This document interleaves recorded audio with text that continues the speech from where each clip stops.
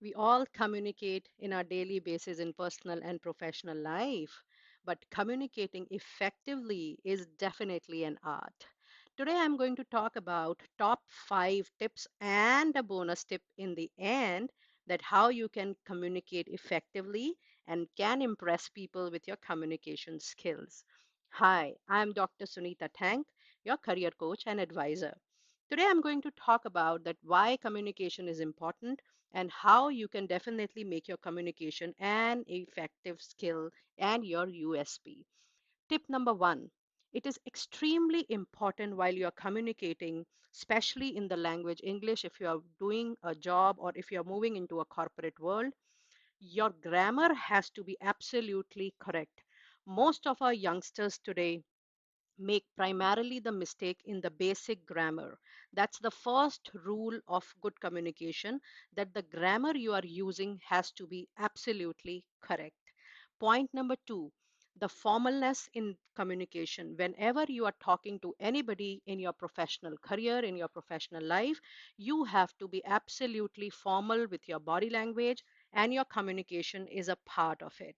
So ensure that you are absolutely extremely formal when you are addressing yourself in any professional front. Tip number 3, your choice of words.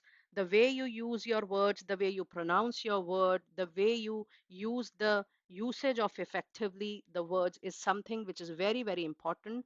You have to be very thorough with the choice of words you are using to communicate your thoughts, your expectations, and your feelings from people in your professional life.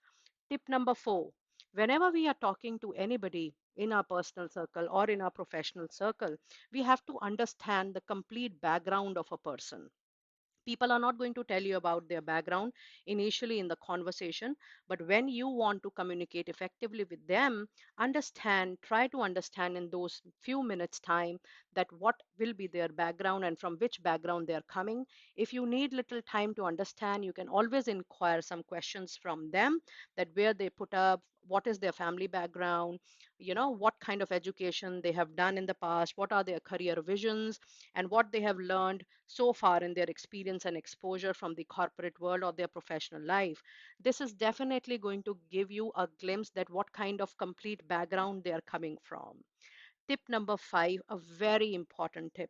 We only communicate effectively when we understand the context of our communication clearly.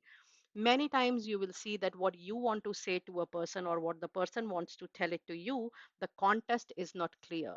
So remember, while you're communicating with anybody in the professional life, the speaker and the listener has to come on the same platform of giving and receiving. The understanding level has to be the same, because then only when the context is clear, you will be able to make it clear that what are you trying to communicate effectively to the listener.